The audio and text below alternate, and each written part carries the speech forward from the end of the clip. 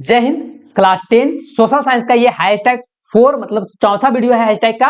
और टोटल जो आप लोग का हैशटैग 1 से 5 तक का वीडियो मिलेगा। ऑलरेडी जो है हैशटैग 1 से लेकर 3 तक का वीडियो अपलोडेड है। आप लोग लिंक जो है डिस्क्रिप्शन में दिया है, आप लोग वहां से जाके जो है पूरा का पूरा हैशटैग का वीडियो देखिएगा। हैशटैग का वीडियो इसलिए इतना जरूरी है कि आप लोग को देखेंगे कि विज्ञान हो गया और हिंदी हो गया, इसमें हैशटैग का वीडियो से बहुत सारा प्रश्न जो है वो आया हुआ था, मैच किया हुआ था। इसलिए जो है आप लोग के लिए हैशटैग का वीडियो बहुत ज्यादा इंपॉर्टेंट है। और उसके अलावा भी आप लोग को जो है प्रीवियस ईयर क्वेश्चन करवाया जाएगा, प्रीवियस ईयर मॉडल पेपर करवाया जाएगा और टॉप 150 एमसीक्यू करवाया जाएगा। ठीक है, तो ये सारे देखने के लिए जो है आप लोग अगर पूरा देखना है तो आप लोग चैनल को जरूर सब्सक्राइब करके रखे रहें और अपने दोस्तों के साथ में जो है शेयर करना नहीं भूलिएगा। अपने दोस्तों को एक बार शेयर कर दीजिए, सभी दोस्तों को शेयर कर दीजिए। और आपको अगर टेलीग्राम और व्हाट्सएप चैनल में अगर जुड़ना है तो लिंक डिस्क्रिप्शन में दिया हुआ है, वहां से आप लोग जो है विजिट करके और वहां जुड़ सकते हैं। अब हम लोग फिलहाल जो है सामाजिक विज्ञान का यानी कि सोशल साइंस का जो है वो हैशटैग 4 वीडियो देख रहे हैं। इससे पहले कि ऑलरेडी आप लोग का जो है 3 वीडियो अपलोडेड है, आप लोग उनको भी जो है देख लीजिए। और वो सारा वीडियो देखने के बाद आप लोग का एग्जाम बहुत अच्छे तरीके से जाएगा। ठीक है, तो सबसे पहला प्रश्न आता है कि निम्न में से किसका विश्वास था कि ईश्वर की मर्जी के अनुसार राष्ट्र ही मनुष्य का प्राकृतिक इकाई है। क्या है प्रश्न कि निम्न में से किसका विश्वास था कि ईश्वर की मर्जी के अनुसार राष्ट्र ही जो है क्या है, मनुष्य की प्राकृतिक इकाई है। तो जेसेपी मैथनी का कहना था। ठीक है, जेसेपी मैथनी हो जाएगा। नेक्स्ट, प्रथम विश्व युद्ध में रक्षा व्यय में जो है भारी इजाफा होने के कारण खर्चे की भरपाई के लिए निम्न में से क्या किया गया था। तो युद्ध के नाम पर जो है वो कर्ज लिए गए थे। ठीक है, युद्ध के नाम पर है ना, युद्ध के नाम पर ही जो है कर्ज लिया गया था। नेक्स्ट है कि जर्मनी के एकीकरण में प्रमुख भूमिका निभाने वाला ऑटो वान बिस्मार्क जो थे वो कहां का चांसलर थे, तो प्रसा का चांसलर थे। चौरा चौरी में जो है चौरी चौरा में हिंसात्मक घटना के कारण महात्मा गांधी ने किस आंदोलन को जो है वापस ले लिया था, तो असहयोग आंदोलन को वापस ले लिए थे। नेक्स्ट प्रश्न है कि 1917 में गांधी जी ने खेड़ा जिले के किसान के मदद के लिए सत्याग्रह का आयोजन किए थे और वह भारत के किस राज्य में है। खेड़ा जो है भारत के किस राज्य में है, तो गुजरात में है।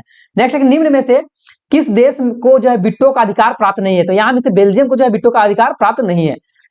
निम्नांकित में से कौन सा देश मित्र राष्ट्र के पाले में था, है ना, मित्र राष्ट्र के पाले में जो था वो यहां में से अच्छा 772 ठीक ब्रिटेन हो जाएगा। ठीक है, नेक्स्ट है कि बुनकरों को कच्ची कपास की समस्या का सामना क्यों करना पड़ रहा था। इसलिए करना पड़ रहा था क्योंकि कच्चे कपास का निर्यात में मतलब क्या था कि यहां से दूसरे जगह भेजने में जो है वो वृद्धि हो गया था। अब नेक्स्ट प्रश्न आता है कि किस मशीन के आ जाने से बुनकर को जो है बड़े करघे चलाने और चौड़े अरज का कपड़ा बनाने में मदद मिला। फिर देखिए फिर से पढ़िए कि कौन सा मशीन आ गया कि जिसके कारण बुनकर लोग को बड़ा सा करघा जो चलाता था और चौड़ा अरज का कपड़ा बनाने में जो है वो मदद मिला था। तो फ्लाई शटल आने के बाद ऐसा हुआ था, मदद मिला था। ठीक है, फ्लाई शटल हो जाएगा। नेक्स्ट है कि ज्योतिबा फुले ने 1871 में जाति प्रथा के अत्याचारों पर कौन सी जो है वो पुस्तक लिखी थी, तो गुलामगिरी ज्योतिबा फुले के द्वारा लिखा गया था, तो गुलामगिरी हो जाएगा। नेक्स्ट है कि पंजाब में भूमि निम्नीकरण का निम्नांकित में से मुख्य कारण क्या है। तो पंजाब में भूमि जो निम्नीकरण होता है वो अधिक सिंचाई के कारण होता है। ठीक है, तो अधिक सिंचाई हो जाएगा। नेक्स्ट है कि निम्नांकित में से किस मृदा को रेगुर मृदा भी बोला जाता है, तो काली मृदा को जो है रेगुर मृदा बोला जाता है। अब भारतीय वन जीवन रक्षण अधिनियम जो है वो कब लागू किया गया था। जी हाँ, टाइगर रिजर्व या तो भारतीय वन जीवन रक्षण जो है वो 1973 में, जहां तक मुझे लग रहा है कि 1973 में शुरू किया, नहीं 1900 टाइगर रिजर्व जो है 1973 में किया गया था। ठीक है, 1972 इसका सही आंसर हो जाएगा। नेक्स्ट है कि भारत में उपलब्ध स्तनधारी में से कितने प्रतिशत जो है कि लुप्त होने की खतरा है, मतलब स्तनधारी जो जीव हैं उनको भारत में कितना प्रतिशत चांसेस है कि ये लुप्त हो जाएंगे, तो लगभग जो है 20% चांस है। नेक्स्ट है कि नर्मदा बचाओ आंदोलन का नेतृत्व जो है किसके द्वारा किया गया था, तो मेधा पाटेकर के द्वारा किया गया था। नेक्स्ट है कि वर्तमान समय में भारत के कुल विद्युत का लगभग कितना प्रतिशत भाग जो है जल विद्युत से प्राप्त होता है, मतलब बिजली जो है भारत में जितना उत्पादन होता है वो पानी से मतलब कितना जो है ना। यहाँ प्रश्न बोला है कि वर्तमान समय में भारत के कुल जितना भी विद्युत उत्पादन होता है उसमें से जो है जल विद्युत मतलब जल से कितना प्रतिशत जो है विद्युत प्राप्त किया जाता है, तो लगभग 22%। नेक्स्ट है कि भारत में धान की खेती मुख्य रूप से किस फसल ऋतु में किया जाता है। धान का हम लोग जो खेती करते हैं तो ये बरसात में किया जाता है और बरसात वाला हम लोग जो है खरीफ बोलते हैं, तो खरीफ हो जाएगा। ठीक है, नेक्स्ट है झारखंड के गुआ और नोवा मुंडी में कौन सा खनिज जो है भरपूर मात्रा में पाया जाता है। ठीक है, झारखंड के कहा गुआ मुंडी और गुआ और नोवा मुंडी, जी हाँ गुआ और नोवा मुंडी में, तो यहाँ लोह अयस्क भरपूर मात्रा में पाया जाता है। निम्नांकित में से कौन सा समुद्री पतन लोह अयस्क के निर्यात के संदर्भ में जो है प्रमुख मेन जो है पतन कहलाता है, तो मामारगांव है ना, मामारगांव डी नंबर हो जाएगा। निम्न में से किस प्रकार का कटाव आगे बढ़कर जो है अक्सर है ना टकराव सॉरी है ना टकराव निम्न में से किस प्रकार की टकराव जो है आगे बढ़कर अक्सर जो है हिंसा और राजनीतिक जो है अस्थिरता का रूप ले लेता है, तो सामाजिक है ना, सामाजिक जो है वो टकराव आगे चल के जो है हिंसा का रूप ले लेता है। नेक्स्ट है कि सत्ता में भागीदारी की आवश्यकता कहां पड़ती है? तो क्षेत्र और भाषा, क्षेत्र भाषा और जाति के आधार पर बटे समाज में भी, क्षेत्र विभाजन वाले बड़े राज्य में भी, प्रत्येक लोकतांत्रिक राज्य में भी, तो इनमें से सभी, तो इनमें से सभी ही इसका सही आंसर हो जाएगा। नेक्स्ट है कि संवैधानिक प्रावधानों और कानून क्रियान्वयन की देखरेख में महत्वपूर्ण भूमिका जो है कौन निभाता है ना? तो न्यायपालिका, ठीक है, देख रेख वाला जो है जो भी काम है न्यायपालिका कराता है। अन्य जाति समूह से भेदभाव और उन्हें अपने से अलग मानने की धारणा निम्न में से किस व्यवस्था पर जो है वो आधारित होता है? तो ये व्यवस्था जो है वो वर्ण व्यवस्था पर आधारित होता है। नेक्स्ट है कि किसी दल से निर्वाचित होने के बाद उस दल को छोड़कर किसी अन्य दल में चले जाना जो है ये क्या कहलाता है? तो ये जो है वो दल बदल कहलाता है, ठीक है, तो दल बदल सी नंबर हो जाएगा। नेक्स्ट है कि व्यक्ति की गरिमा और स्वतंत्रता, है ना, व्यक्ति की गरिमा और स्वतंत्रता को सुरक्षित रखने के लिए सबसे अच्छा जो सरकार है वो है लोकतंत्र सरकार, ठीक है, तो लोकतंत्र हो जाएगा। नेक्स्ट है कि विकास के लक्ष्य हैं आय में वृद्धि करना या स्वास्थ्य में सुधार करना या नियमित रोजगार अभियान। देखिए इनमें से सभी, है ना, विकास का मतलब होता है कि हर एक क्षेत्र में जो है वो अच्छा करना है ना। नेक्स्ट है कि राष्ट्रीय ग्रामीण रोजगार गारंटी अधिनियम, जिसको लोग मनरेगा बोलते हैं, नरेगा भी बोलते हैं, तो इसमें जो है वो प्रमुख उद्देश्य इससे क्या था? तो रोजगार के दोहरे लक्ष्य को प्राप्त करना, 100 दिनों को रोजगार गारंटी देना, गरीब परिवार में आय वृद्धि होना, इनमें से सभी हो जाएगा।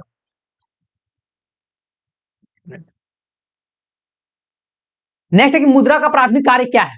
तो विनिमय का माध्यम, मूल्यों का मापन, मूल्यों का हस्तांतरण, राष्ट्रीय आय का वितरण। तो सबसे जो है विनिमय का माध्यम यहाँ सही हो जाएगा, है ना। मुद्रा का जो प्राथमिक मेन काम जो है वो विनिमय का माध्यम। नेक्स्ट है कि विभिन्न देशों के बीच परस्पर संबंध और तीव्र एकीकरण की प्रक्रिया को जो हम लोग क्या बोलते हैं? तो इस प्रक्रिया को हम लोग जो है वो वैश्वीकरण बोलते हैं। अलग अलग देश के बीच में जो है संबंध होता है, खरीद बिक्री होता है, तो उसको हम लोग वैश्वीकरण बोलते हैं। और विश्व विश्व उपभोक्ता अधिकार दिवस जो है वो प्रतिवर्ष हर एक साल जो है वो कितने तारीख को मनाया जाता है? तो 15 मार्च को मनाया जाता है। तो यहाँ तक तो आप लोग का ऑब्जेक्टिव खत्म हुआ। अब हम लोग जो है सब्जेक्टिव की ओर भी आगे बढ़ेंगे और आप लोग को रिमाइंड करवा दे कि अपने दोस्तों के साथ में शेयर कर दीजिए। चैनल में न्यू है तो चैनल को सब्सक्राइब करके टेलीग्राम व्हाट्सएप में जो है जुड़ जाइए, ठीक है, और वीडियो को लाइक जरूर कर दीजिए। नेक्स्ट हम लोग देखेंगे 2-2 नंबर का प्रश्न, टोटल 8 रहेगा लेकिन 6 का ही आंसर देना है। यंग इटली क्या था?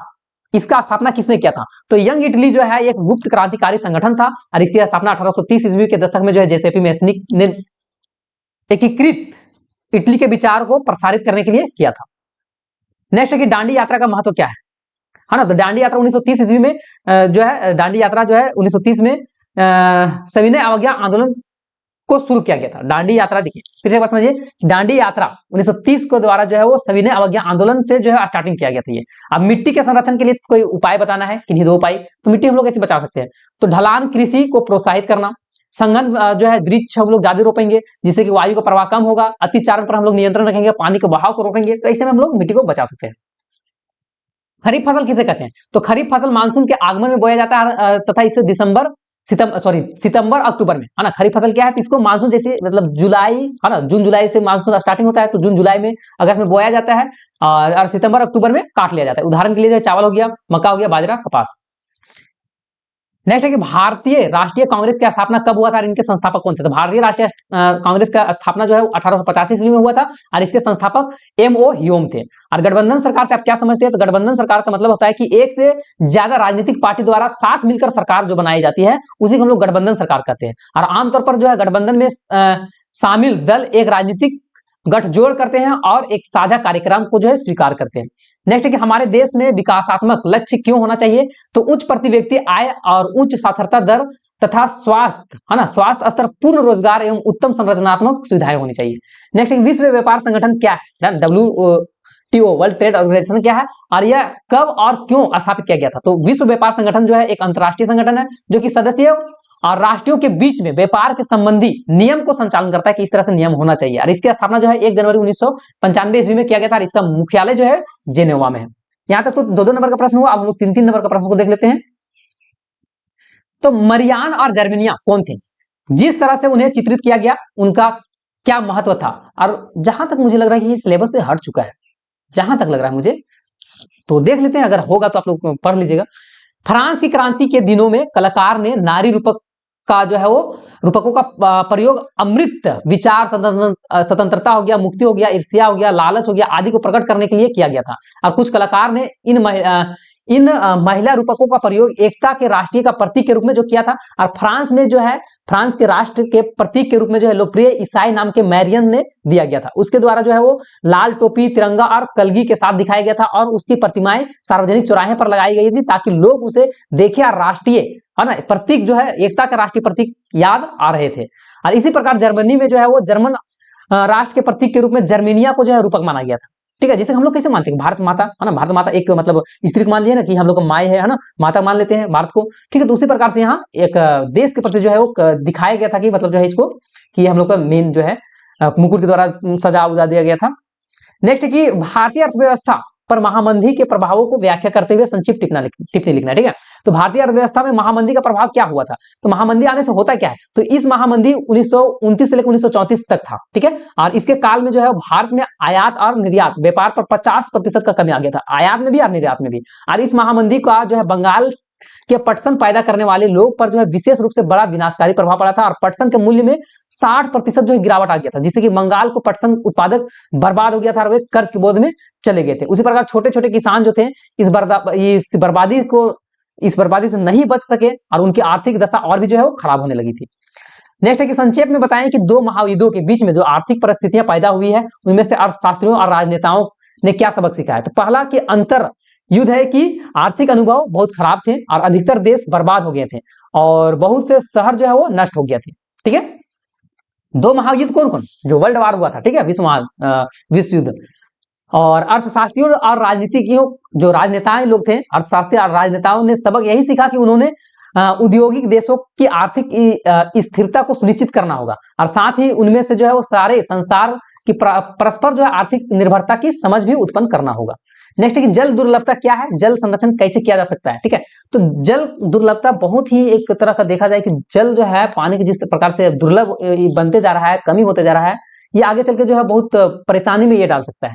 ठीक है, तो जल यद्यपि एक प्रकृति का अब समाप्त होने वाला उपहार है, मतलब नहीं समाप्त होने वाला उपहार है, परंतु फिर भी ये असमान वितरण, अत्यधिक मांग और दुरुपयोग के कारण जो है जल का स्तर जो है लगातार नीचे गिरते जा रहा है और जल दुर्लभ होता जा रहा है और जल की कमी से अलग अलग समस्याएं हो सकते हैं। ठीक है, और इस समस्याएं को जो है जल का दुर्लभता कहते हैं। क्या क्या समस्याएं हो सकता है या फिर जल संरक्षण करने के लिए हम लोग इसको कैसे बचा सकते हैं, उसका महत्व को समझेंगे।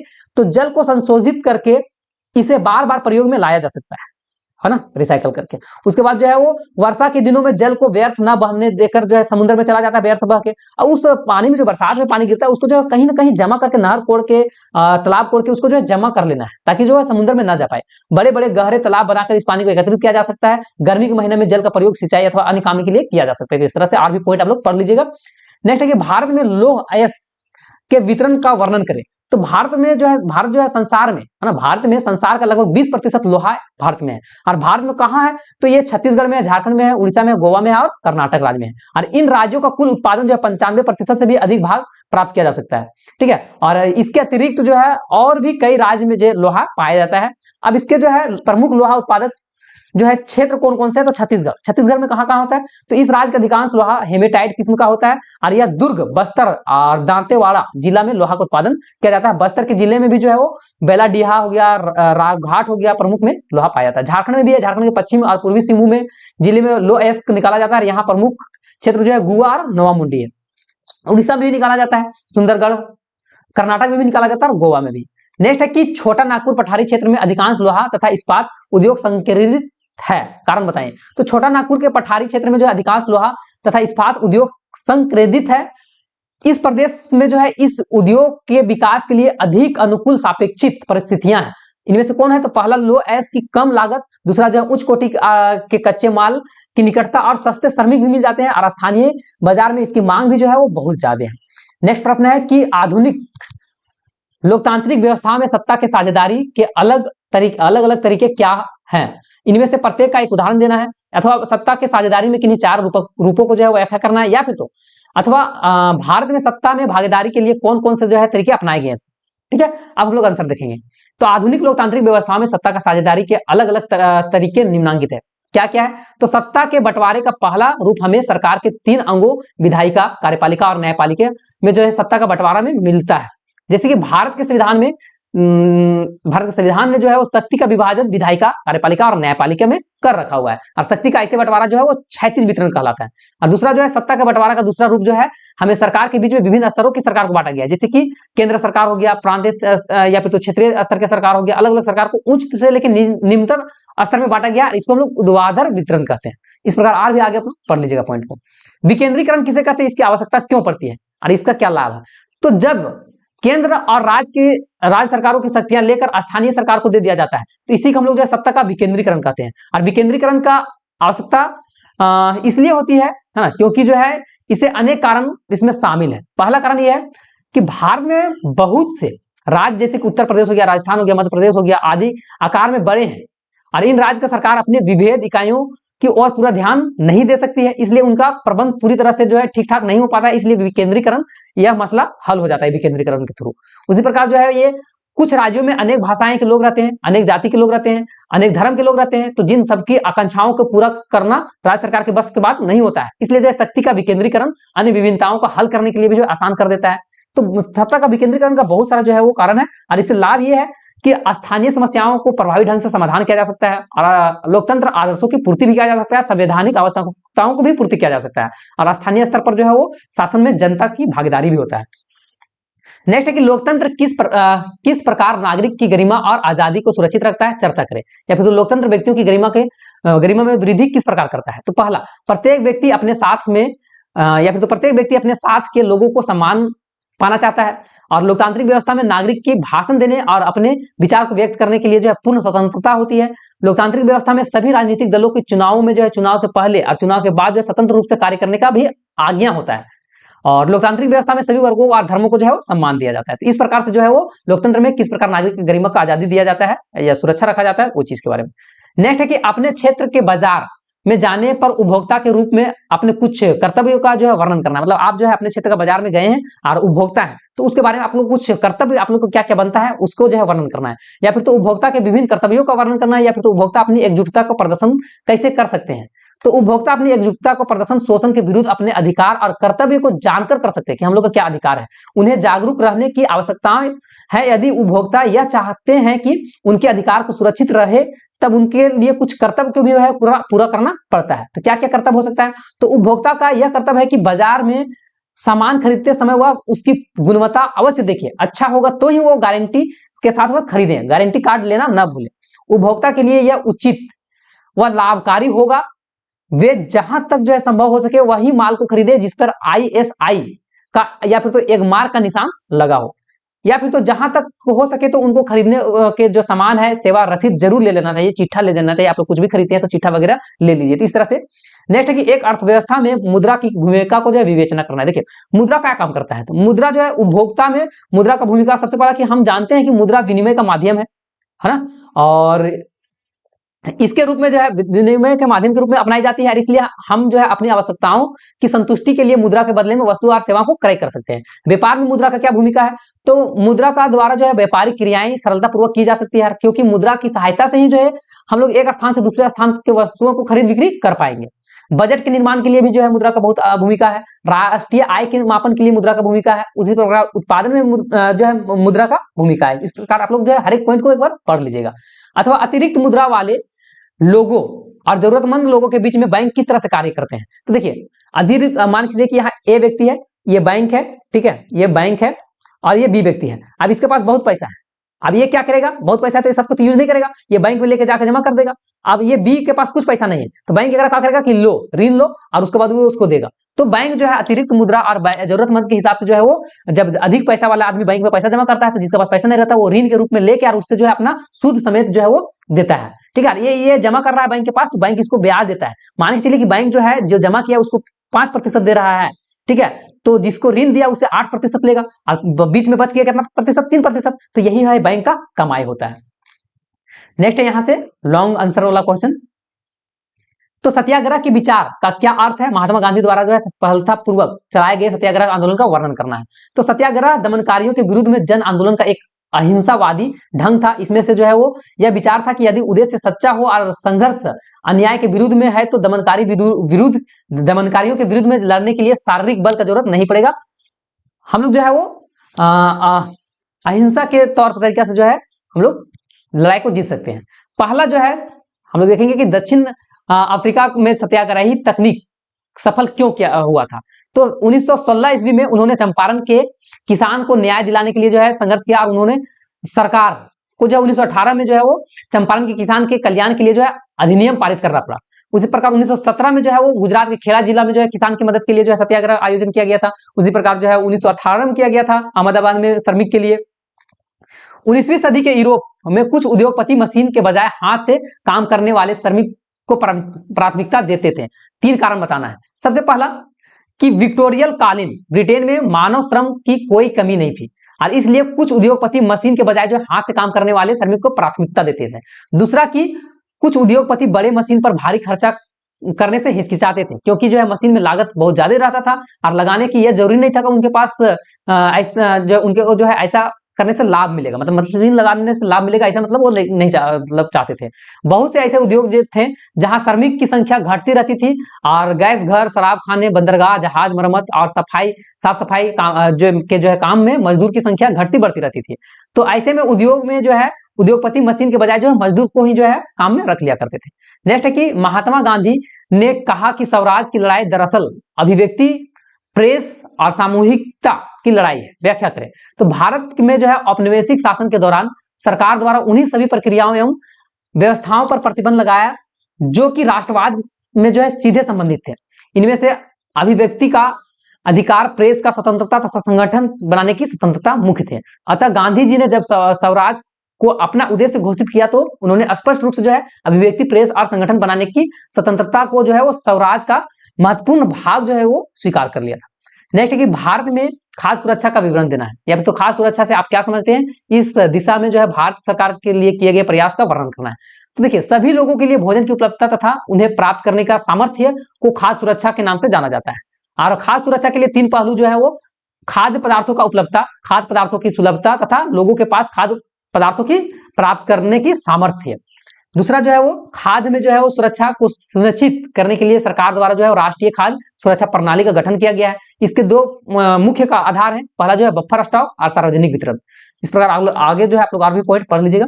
नेक्स्ट है कि जल परिवहन और सड़क परिवहन से सस्ता है क्यों, है ना। 3 कारण बताना है। देखिए जल परिवहन क्यों नहीं सस्ता हो रहेगा, जल परिवहन में क्या करना पड़ता है। तो जल परिवहन में टायर का आदि का जो घिसाई उसाई नहीं होता है जितनी सड़क में होती है। उसी प्रकार जितने तेल, पेट्रोल या डीजल से सड़क पर जितनी दूरी पर जाया जा सकता है, पानी में उतना तेल से कहीं और भी दूरी तक जाया जा सकता है। मतलब देखिए हम लोग सड़क में ज्यादा तेल लगता है लेकिन पानी में ज्यादा तेल नहीं लगता क्योंकि पानी नौका को स्वयं ऊपर उठाए रखा रहता है। उसी प्रकार जो है पानी पर चलने वाले वाहन जो है वो दुर्घटना की भी जो है कम संभावना होती है, जबकि सड़क पर चलने वाला तो दुर्घटना बहुत ज्यादा होता है। नेक्स्ट है कि राजनीतिक दल के कार्य को लिखना है। तो राजनीतिक दल का काम क्या रहता है, सबसे पहला काम कि चुनाव लड़ना, दूसरा सरकारी नीतियों को दिशा निर्देश करना, तीसरा कानून का निर्माण करना, चौथा सरकार का संचालन तथा नीतियों का कार्यक्रम संचालन करना। उसी तरह से बहुदलीय व्यवस्था पर संक्षेप टिप्पणी लिखना है। मतलब बहुदलीय मतलब होता है कि एक देश में एक से अधिक प्रकार के अधिक दल है ना। जब अनेक दल सत्ता के लिए होड़ में जो है वो हो और 2 से ज्यादा के लिए जो है अपने दम पर या फिर तो दूसरे से गठबंधन करके सत्ता में आने का ठीक ठाक अवसर हो तो उसे बहुदलीय व्यवस्था हम लोग कहते हैं। इसको पढ़ लीजिएगा एक बार। नेक्स्ट है कि असंगठित क्षेत्र में श्रमिक का शोषण किया जाता है। क्या आप इस विचार से सहमत हैं? अपने उत्तर को समर्थ में जो है कारण देना है। तो असंगठित क्षेत्र में जो है श्रमिक का, चाहे वह ग्रामीण क्षेत्र का हो जैसे कि भूमिहीन कृषि हो, छोटे और संगीत सीमांत जो है फसल कटाईदार हो, बुनकर हो, बढ़ी हो, लोहार हो, या फिर तो फिर शहर के जैसे कि बड़े लोग हैं, है ना, लघु या फिर तो लघु उद्योग के श्रमिक है, विनिर्माण है, व्यापार है, परिवहन में लगे आकस्मिक श्रमिक है, सड़क पर जो है घूमने वाला फेरीदार है, या फिर तो सिर पर बोझ उठाकर जो है वो चलने वाला आदि है। सबका आर्थिक और सामाजिक शोषण होता है सबके प्रति, ठीक है। और विशेषकर जो है श्रमिक अनुसूचित जनजाति और अनुसूचित जाति और पिछड़ी जाति के वर्ग में आते हैं, उनके प्रति वैश्वीकरण का प्रभाव एक समान नहीं है। इस कथन को जो है वो अपने शब्दों में लिखना है। तो देखिए उपभोक्ता उत्पादों एवं श्रमिकों की वैश्विक का प्रभाव समान नहीं है। इसके कुछ प्रभाव जो है धनात्मक है, कुछ ऋणात्मक, मतलब कुछ सही भी है कुछ गलत भी है। तो धनात्मक मतलब पॉजिटिव थॉट क्या है कि शहरी क्षेत्रों में उपभोक्ता पर जो है इसका प्रभाव लाभप्रद होता है। किसका लाभप्रद होता है, किसका? तो वैश्वीकरण का, ठीक है। और बहुराष्ट्रीय कंपनियां को जो है वो कच्चे माल की आपूर्ति करने में जो है स्थानीय कंपनियां समृद्ध होती है, उसी प्रकार जो है सूचना और प्रौद्योगिकी, डाटा एंट्री, लेखांकन, प्रशासनिक कार्य के लिए, इंजीनियरिंग सेवाएं के लिए इसे लाभान्वित होते हैं। उसी तरह से नेगेटिव भी चीजें है कि छोटे विनिर्माताओं पर जो है इसका प्रतिकूल प्रभाव पड़ता है। कई छोटे इकाइयों में बंद हो गई है, जिससे कि वहां का काम करने वाला बहुत से श्रमिक बेरोजगार हो गए हैं। इस तरह से छोटे एवं कुटीर उद्योग धंधों पर जो है वो प्रतिकूल प्रभाव पड़ने के कारण जो ग्रामीण अर्थव्यवस्था में ये बुरी तरह से जो है प्रभावित भी हो जाता है। नेक्स्ट जो है लास्ट प्रश्न हम लोग देख लेते हैं कि भारत में दिए गए मानचित्र है ना, भारत के दिए गए मानचित्र में जो है प्रदर्शित खनिज उत्पादक केंद्र एवं तेल जो है, तेल के लिए जो है नाम को मिलाना है। क्या क्या है? पारादीप है, नेल्लोर है, नेल्लोर अवरक क्षेत्र है, हल्दिया है, कोयला क्षेत्र है और कोच्चि है। तो देखिए सबसे पहला में, सबसे पहला हम कोयला क्षेत्र आप लोग का 1 नंबर में है। कोयला कहाँ है? ये झारखंड का दिखाया गया है। नेक्स्ट दूसरा है जो है वो हल्दिया, तो हल्दिया कहाँ है? तो ये हम लोग का जो है वो ये जो है वो उड़ीसा, पश्चिम बंगाल में, सॉरी पश्चिम बंगाल में है, हाँ पश्चिम बंगाल, हाँ पश्चिम बंगाल, ये उड़ीसा और ये हो गया आपका आंध्र प्रदेश और ये हो गया तमिलनाडु। ठीक है, हाँ अब तीसरा जो है पारादीप है ना, तो पारादीप तीसरा नंबर में लोग देख लेंगे कहाँ है, तो ये उड़ीसा में है। उसी प्रकार जो है चौथा जो है वो नेल्लोर की अवरक क्षेत्र चौथा नंबर में, तो ये आपका जो है वो आंध्र प्रदेश में है। और उसके बाद जो है वो कोच्चि, तो ये केरल में है, तो यहाँ पर है। तो यही होप कि आप लोग का जो है ये इंपॉर्टेंट प्रश्न है और आप लोग की पूरा वीडियो को देखे होंगे। बहुत देखिए कि आप लोग जो है हैशटैग का वीडियो पूरा अगर विज्ञान का हिंदी देखे होंगे तो वहां से बहुत प्रश्न मैच किया, उसी प्रकार आप लोग का सामाजिक विज्ञान का भी मैच करेगा। और इसके बाद आप लोग का एक और भी आएगा हैशटैग का वीडियो 5वां, और उसके बाद जो है आप प्रीवियस ईयर क्वेश्चन की ओर हम लोग आगे बढ़ेंगे। तब तक के लिए हम लोग फिर जय हिंद, जय भारत, जय झारखंड, जोहार झारखंड।